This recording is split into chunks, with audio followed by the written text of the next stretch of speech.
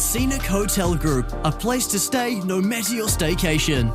From the Legacy Collection for those special occasions, to Heartland Hotels, with room for the whole whānau. Find your place to stay at scenichotelgroup.co.nz. The International Track Meet is back in Christchurch for another year tomorrow afternoon. All gets underway at midday.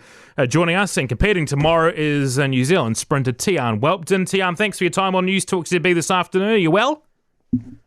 Yeah, I'm well and I'm ready to go. Excellent. That's what I like to hear. How's the season gone so far? I see you equalled your PB last month, 10.18 seconds. How you feeling your summer of athletics is tracking to this point?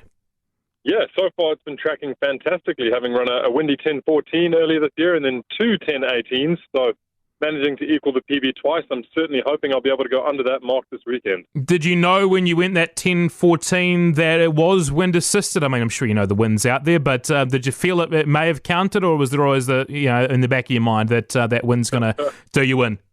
Oh, it's always in the back of your mind, although it was a pretty big crosswind, I think, both there and at Hawke's Bay. So you never really know what the wind meter is going to throw up. So we still count those, and hoping that the weather looks pretty good tomorrow. So if it's not too windy, maybe we could get a new wind legal PB. Yeah, what's the training been like heading into this event? Obviously, at events in January, I think last couple of weeks. Just a training block heading into this international track meet?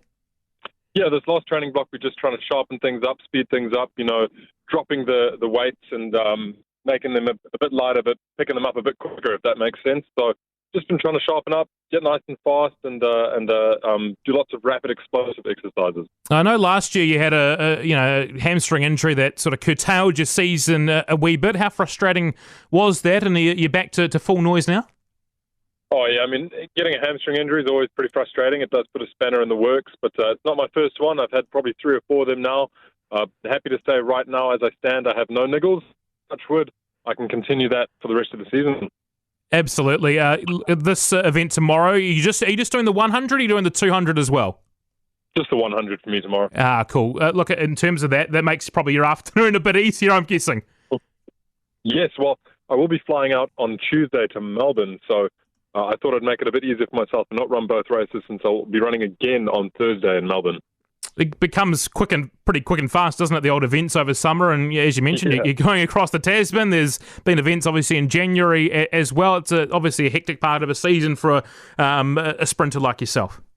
Yes, definitely. Yeah, the next month or so is going to be pretty much every weekend. There's a big comp on, getting ready to go, and then hoping the body can keep up with it. You're a Cantabrian, so I'm guessing do you train at the same event it's at tomorrow? The same venue, Napuna Wai? Yes, yeah, we train there twice a week.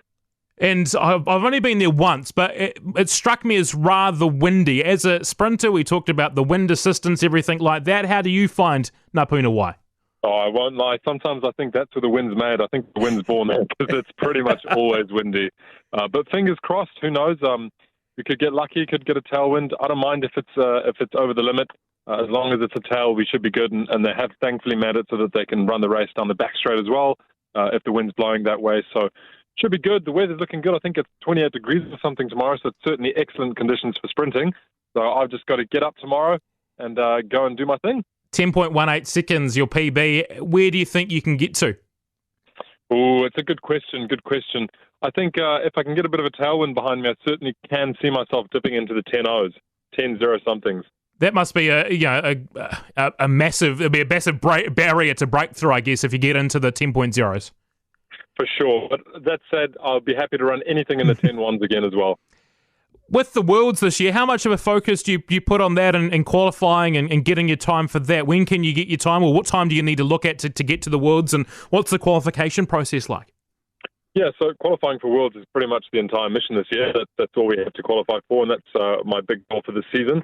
To auto-qualify for that, you will have to run under 10 seconds, but thankfully you can also qualify on points, on rankings points, which they take your top 5 performances, average them out, and place you in the rankings, and that's looking to be pretty good. I need to be in the top 38 in the world by, I think it's April 2nd for conditional selectment.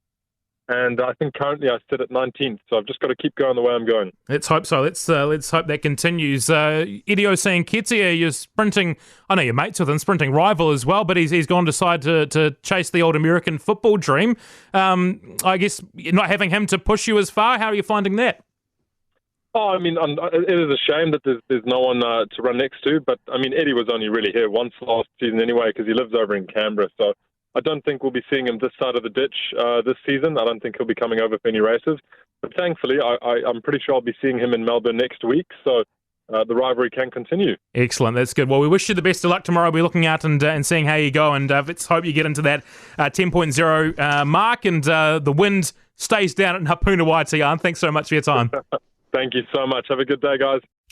Hello, I'm Francesca Rudkin. And I'm Louise Airy, and we're excited to be working with the New Zealand Herald on our new podcast, The Little Things. So Louise and I have been friends for probably over 13 years now, and we've been through it all: kids, relationships, health crises. Menopause. Let's not get into that just yet. I think we can both agree that there are times we just wish we had one place to go for some explanations on what's going on with our bodies, our kids, and the relationships in our lives. And this podcast is all about those little things that women need to know about getting older, raising kids, staying healthy, and taking care of yourself at whatever age and stage you're at. So join us every Saturday to hear from the experts and get all the advice and tips you need. Listen to The Little Things at nzherald.co.nz or follow us at iHeartRadio or wherever you get your podcasts.